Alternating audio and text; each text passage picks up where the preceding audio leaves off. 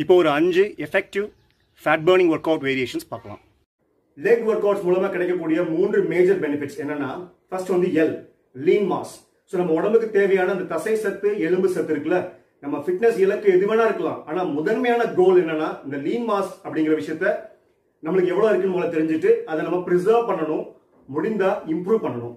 ரெண்டாவது வந்து இந்த லெக் ஒர்க் அவுட்ஸ் பண்றதுனால நம்மளுக்கு என்டியூரன்ஸ் அது இம்ப்ரூவ் ஆகும். ஸோ நம்ம நிற்கிறதுக்கு, நடக்கிறதுக்கு, ஓடுறதுக்கு, நிறைய லெக் ஒர்க் அவுட்ஸ் பண்றதுக்கு, இதுக்கு எல்லாத்துக்குமே நம்ம இந்த டோட்டல் எக்ஸசைஸ் வித்ஸ்டாண்ட் பண்றது கூட அந்த அந்த என்டியூரன்ஸ் நம்ம உடம்பு வந்து ஈஸியா டயர்ட் ஆகாத அளவுக்கு அந்த ஃபெட்டிக் ரெசிஸ்டன்ஸை டெவலப் பண்ணி கொடுக்கறதுக்கு இந்த லெக் ஒர்க் அவுட்ஸ்லாம் ரொம்பவே யூஸ்ஃபுல்லா இருக்கும். தேர்ட் வந்து கிரேஸ்ஃபுல் ஏஜிங். ஸோ இது வந்து நம்மளுக்கு தொலைநோக்கு பார்வையோட பார்க்கக்கூடிய ஒரு லட்சியம், நம்ம விஷன். ஸோ நம்ம எவ்வளவுதான் ஒர்க் அவுட்ஸ் பண்ணாலும் அது தற்காலிக ரிசல்ட்ஸ்க்காக மட்டும் இல்லாம, நம்ம கிரேஸ்ஃபுல் ஏஜிங்னா என்ன, நம்ம வந்து வயசாகும் போது நம்மளுக்கு உடம்புல வந்து டிசீசஸ், டிசபிலிட்டிஸ் வராத அளவுக்கு கொண்டு போகணும் அந்த ஜேர்னி, அந்த ட்ரெஜெக்டரி. ஸோ அதுக்கும் இந்த லெக் ஒர்க் அவுட்ஸ் ரொம்பவே ஹெல்ப்ஃபுல்லா இருக்கும்.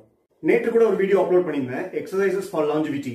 அதுல பாத்தீங்கன்னா நம்மளோட ஏஜிங் ப்ராசஸ் வந்து எப்படி ஸ்டார்ட் ஆகுது, எந்தெந்த மூவ்மெண்ட்ஸ் வந்து முதல்ல நம்ம உடம்பு விட்டு போகுது அப்படிங்கிற அந்த மாதிரி டீடைல்ஸ்லாம் கூட அதுல பேசியிருக்கேன்.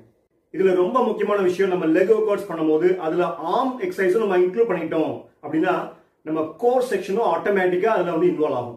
ஸோ பாத்தீங்கன்னா அதுதான் டோட்டல் பாடி ஒர்க் அவுட்.